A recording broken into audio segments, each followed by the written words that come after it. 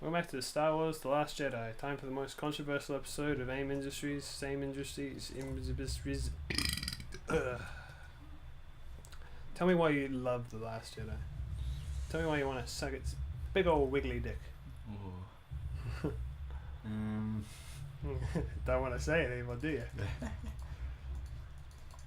Look at these fucking broken ass bitches.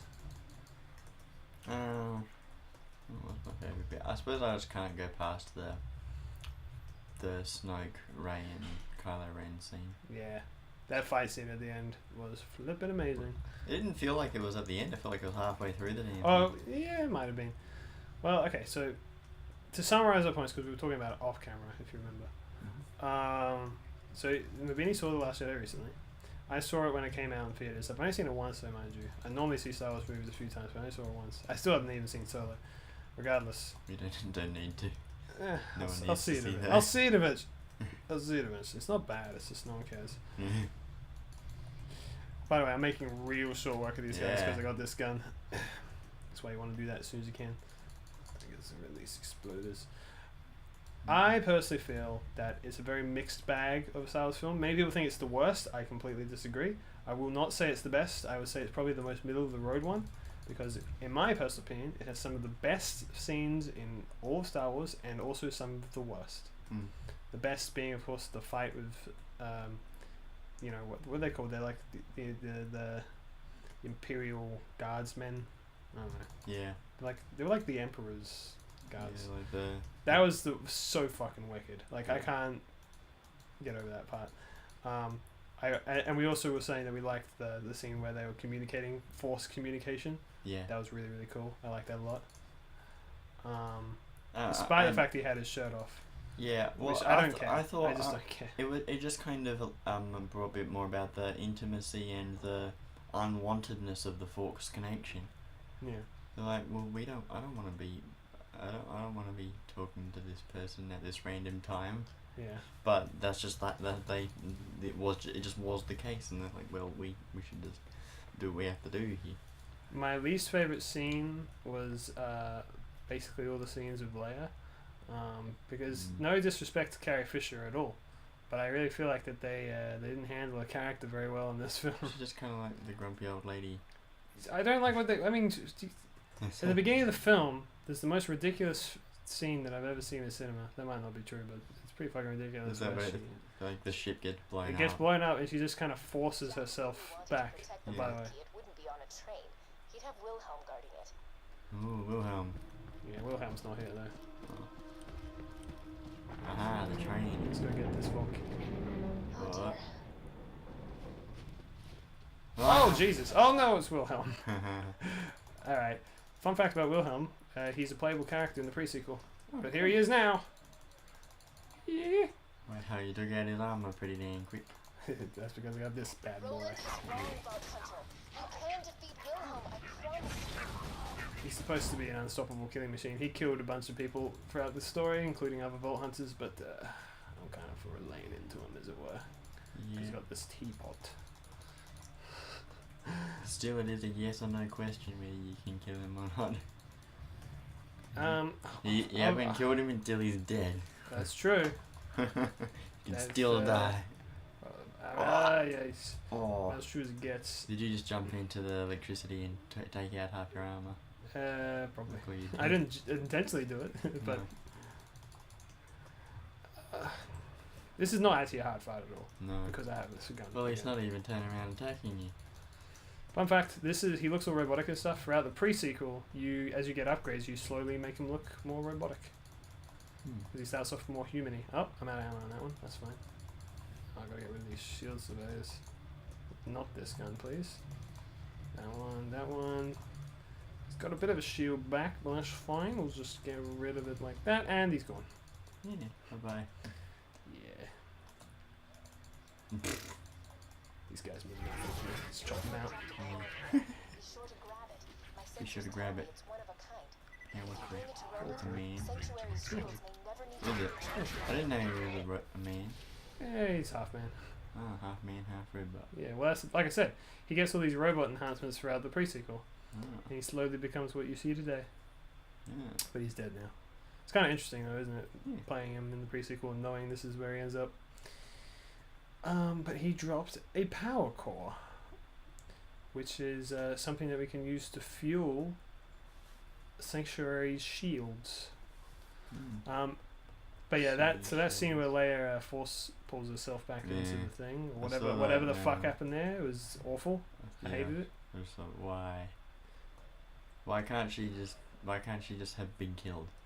Well, that's the thing, is like everyone was like, well, Carrie Fisher's dead, so you gotta be able to kill her off somehow, and she doesn't get killed off.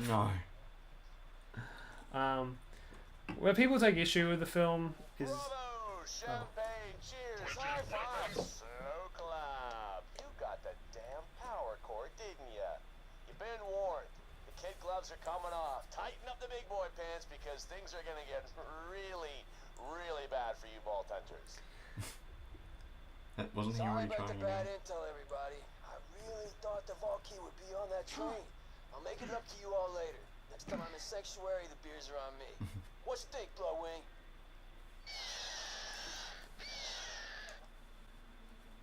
So Mordecai's going back to Sanctuary now.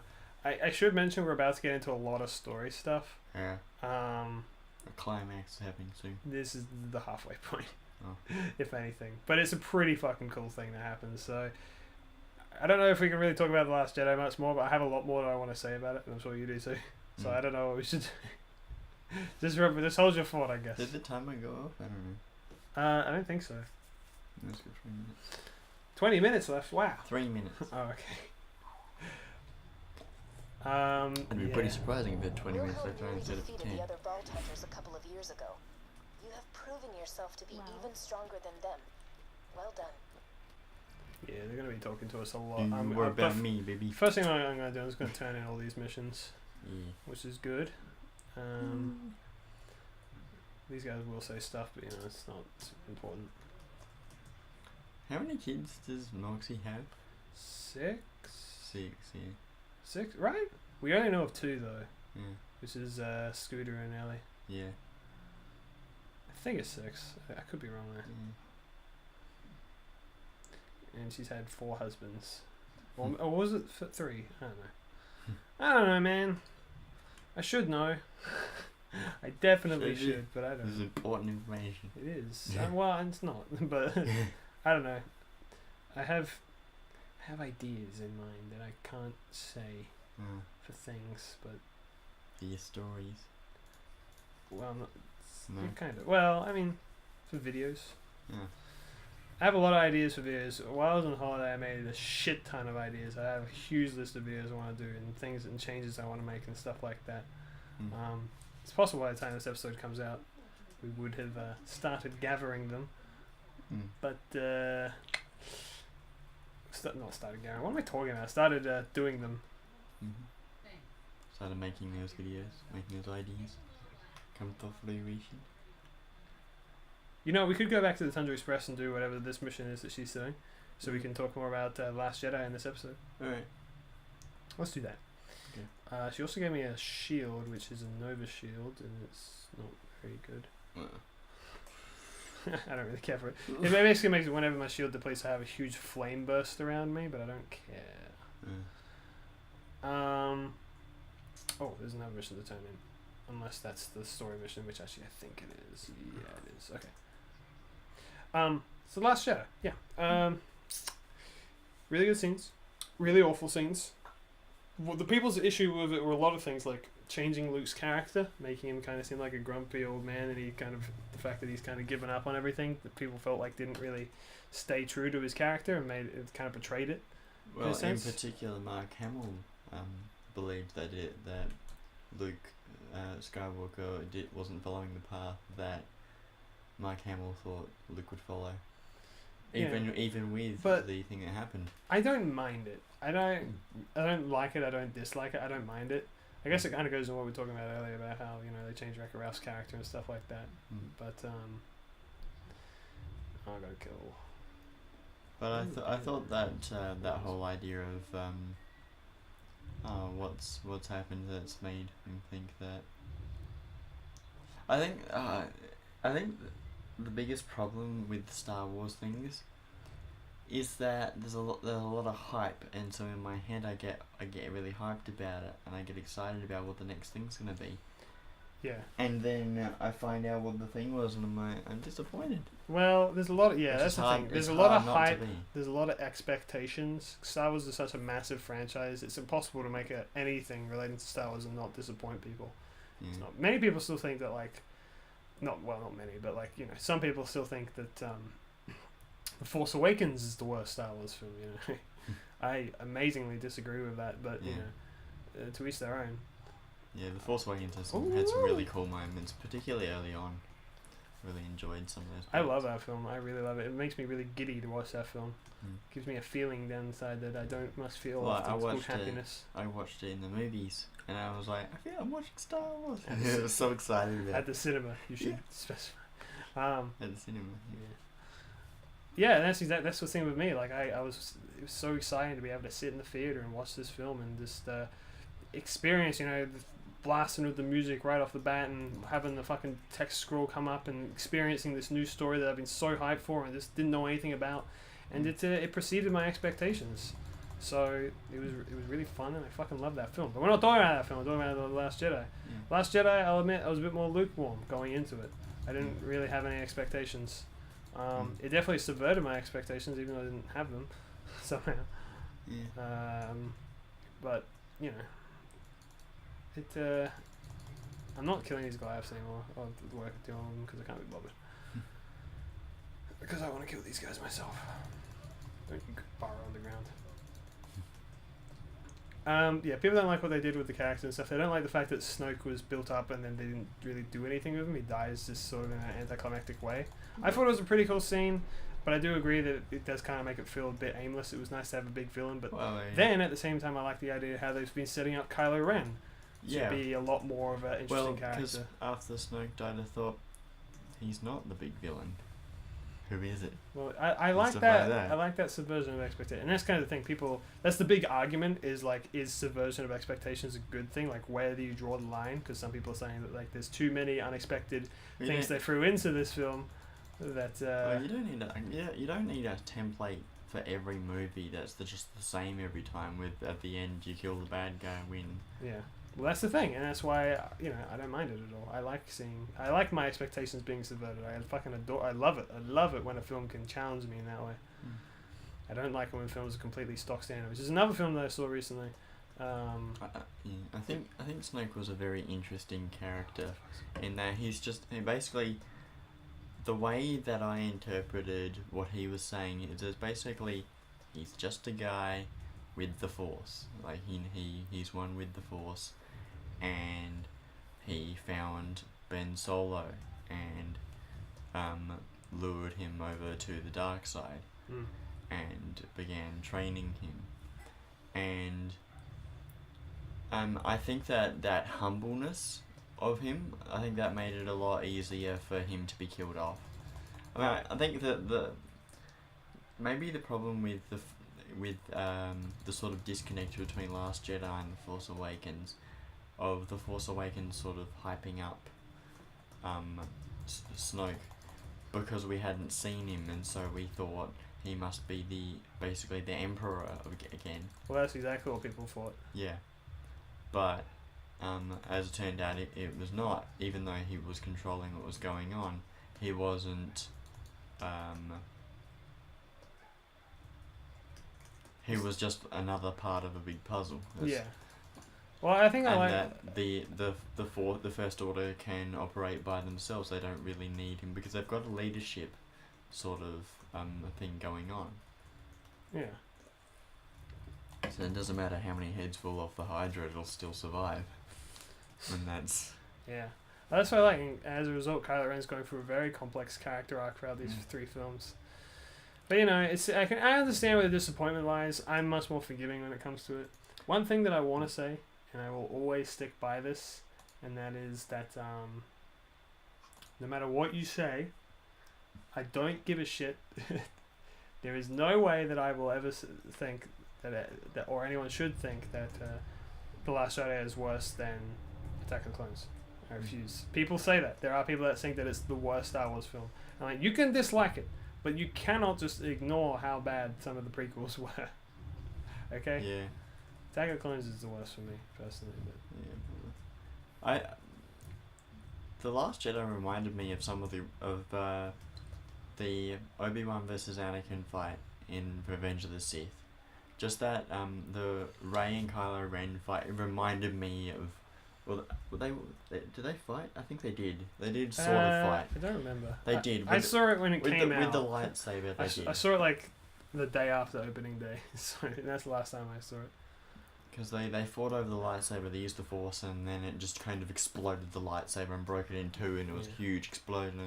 That was the other thing, is that Rey isn't connected to anyone. That she's just she's a nobody. She's just a rando. And we said how people feel kind of cheated by that. I'm Again, happy about that. I'm happy about it too. I like the fact that the Force can be anyone can use the Force. I like that idea. It makes it much more hopeful. And that's kind of the message at the end with that little kid. And that was what Luke said, I think, was that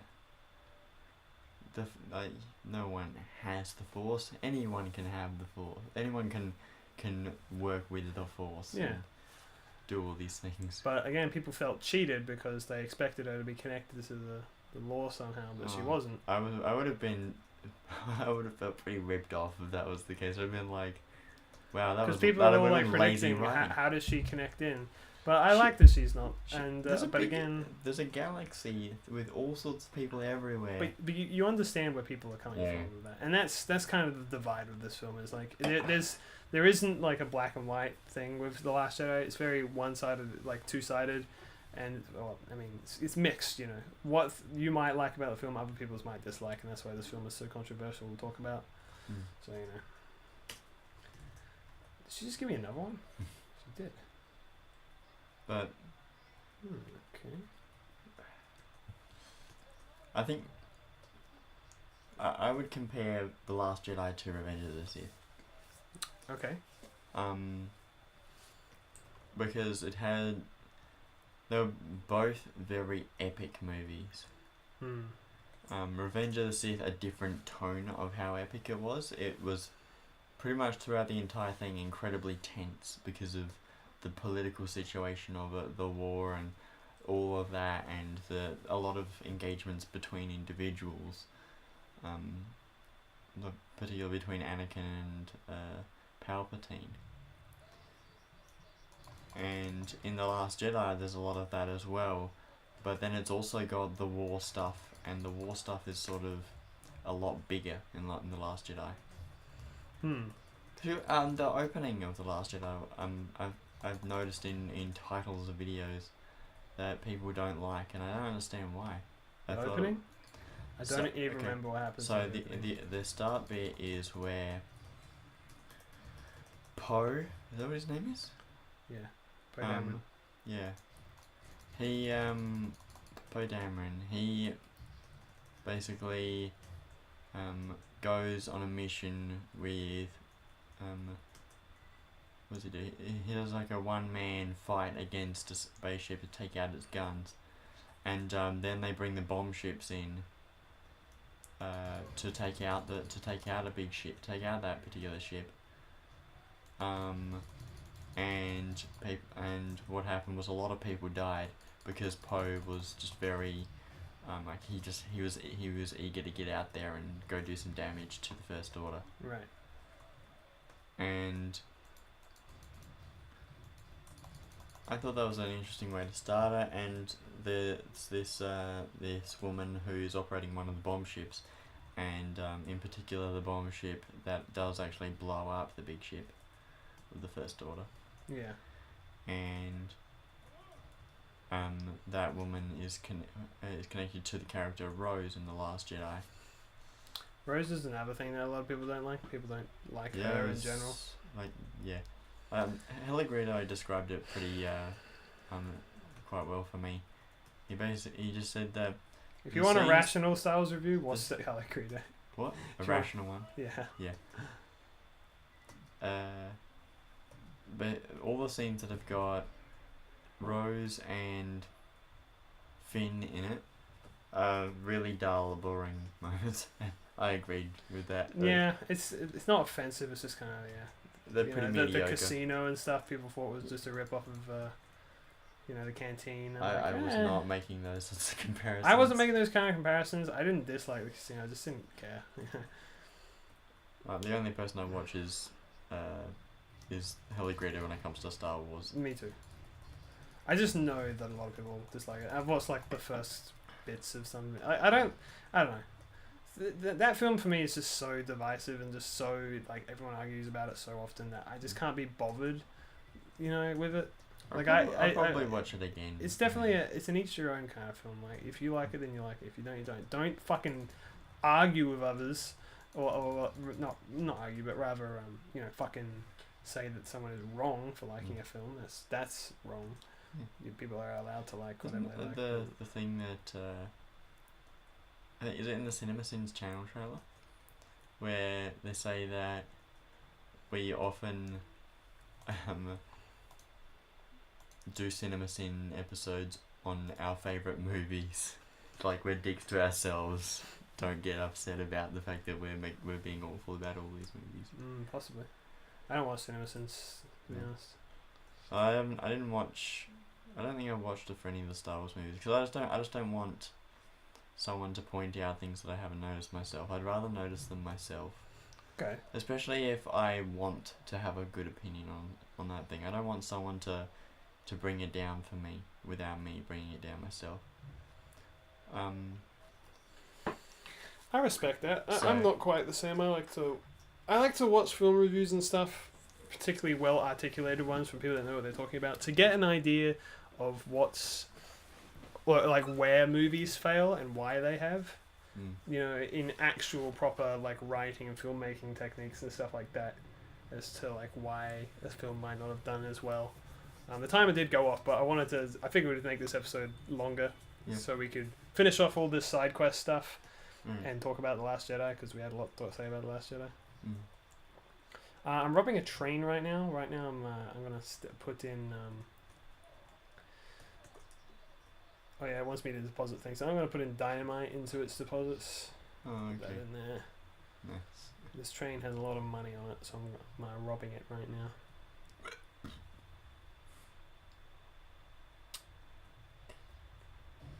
Oh, there we go. Money. Yay! You really don't need more money. Yes I do. What? You can never have enough money in this game. Are there really expensive things in this game that are really good or something? Well, the money just keeps going. Everything just gets more and more expensive as the game goes on. It's just good though, man. Nothing wrong with it. Suck it. Would you have a limit in life where you'd just be like, I'm good. I don't need any more money. Yeah, probably. I probably would have a limit, but I think it would be pretty high. Well, I'm the kind of person that like there's a point where I'll be comfortable, which is probably lower than a lot of people, if I had to guess. Or I'll be good, but It'll have to. I'll never say no. My limit would be that not only do I have so much money that I can afford to live forever on this money, and that also I can rebuild my life with the money that I have, and so anything beyond that, I'm happy to just throw at a wall. I guess so. Just happy to give it to someone else who needs it and At least do whatever you're the hell not I like want. rice gum. No. Heard about that controversy? Which Do one? you even care? Should I Is bother it explaining to you? what's the? Like, I think PewDiePie and H3 did a video. Yeah, on it. it's that one. Actually, I didn't watch the PewDiePie one. I just watched the H3 one. And I was like, all right, whatever. I have been watching more PewDiePie lately. He's alright. Yeah. Yeah, so basically there was a situation where Rice Scum and a bunch of other YouTubers, like the Jake Paul and whatever, they promoted a gambling site for sick children. Obviously they didn't think about it for more than 2 seconds, but Rice Scum has been doing a lot of stupid shit instead of just, apologizing. He's just, shifting the blame. And the thing is, Rice Scum is a very interesting character study because he's an actual character in real life. He's not putting on an act. I mean that in a very negative way, in that he is a completely egotistical maniac. And that is not an exaggeration, which is a scary thing. But anyway, he willingly admitted that the only reason that he even took the deal in the first place is because they offered him money. He didn't think any further than that. He's also the definition of a sellout. Yeah. Where am I going? Oh, this way. Gotta find your stash. Yep, I'm finding a stash. I found an echo on the ground that's like, hey, I got a secret stash. I'm like, alright, let's go find it. This will be the last mission we do before in this episode will end. Yeah, anyway, so that was one of the things. It's just, he's already incredibly rich. He flexes all the time. He lives in a huge house in like Beverly Hills or something like that. And he has, you know, bunch of expensive cars and stuff like that. And yet, you know, he would more than willing to... I somehow doubt that he's as rich as PewDiePie. He's not as rich as PewDiePie, undoubtedly. But he's not as humble as PewDiePie. No. PewDiePie, you know, he might not seem like it, but he's he's a very humble person, especially comparatively to RiceGum. RiceGum, like I said, he's a character. He's an actual, like, Disney villain. All he cares about is fucking his ego, you know?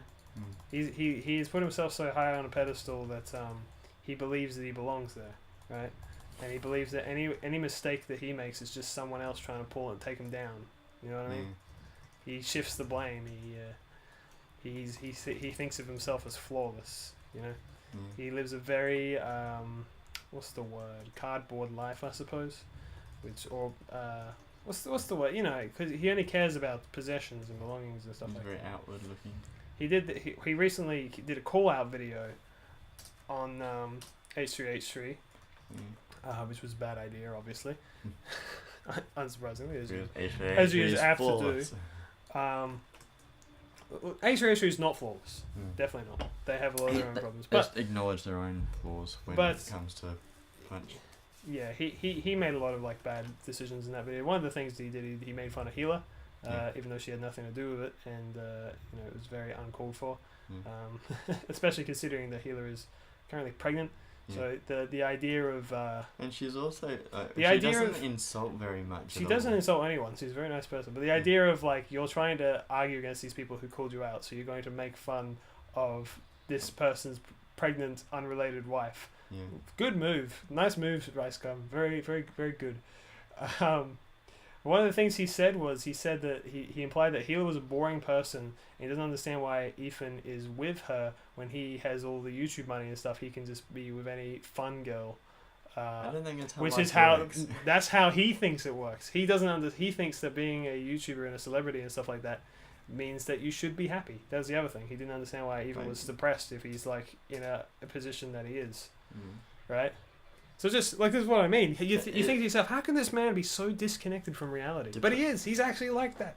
It's baffling. The way that I understand what actual depression is when everything's good but you still feel really, really sad. It does. Well, it's not necessarily that everything is good, but it can be all good and you can still feel sad. Yes. That's a very. But the idea is that it's disconnected from reality. Yeah. And so if you really think about it, you shouldn't be sad, but you are, and you can't get away from that. Correct. Yeah, that's basically it in a nutshell. It's not something that you can just turn on and off. It's not necessarily linked to anything relating to your life. Sometimes it can be, but not always. I think. I don't know. I'm not an expert on it. Don't. No. Don't. Well, I that's what I've come to understand it coming from. What Jordan Peterson has said, who's a clinical psychologist. And so in his Patreon Q&As that he used to do, people would say, I think I have depression or something like that, and he says, well, I think he just describes a situation that one of his clients had where they had depression, like things were good, but they were sad. I think you summarized it really well, which is literally just like you're sad despite everything. Yeah. You know, you can of course be depressed and everything can be bad as well, obviously. But you know, it is kind of a disconnected situation in that regard. Wait, do I not turn it? That's why it's called a mental illness, because otherwise it would just be normal if everything was shit. Well, exactly. But anyway, yeah, that just shows again, just kind of bring it back. Why RiceGum is a shallow, also awful caricature of a human being, which is kind of baffling that he even exists. That he's one of those people. I think he's young enough that he got just a bit too rich and a bit too famous too fast. It all went to his head. He's put himself on this huge pedestal and he believes he belongs there. and as a result, you know, he's got a massive ego. And it's quite fascinating to watch him, but also infuriating, and plus also you're supporting him by watching him, so don't do it. Anyway, next time. Yep. Next time on Rice Gum. I don't like that. No.